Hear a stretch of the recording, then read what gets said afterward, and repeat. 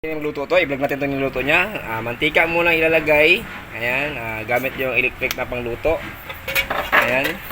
Ayan si Brululi, oh, ayan, oh.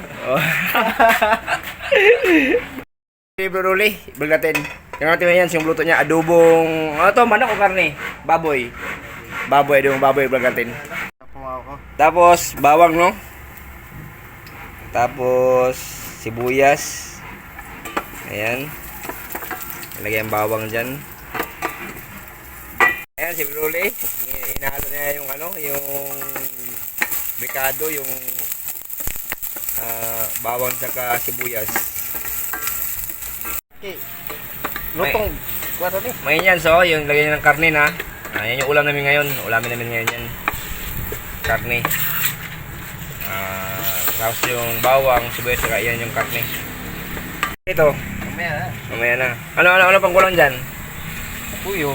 Tuyo. Hindi na lalagyan ano yan, yung cornstarch, hindi na. Hindi na. Hindi, harina, hindi na. Sige, yan lang mo yan.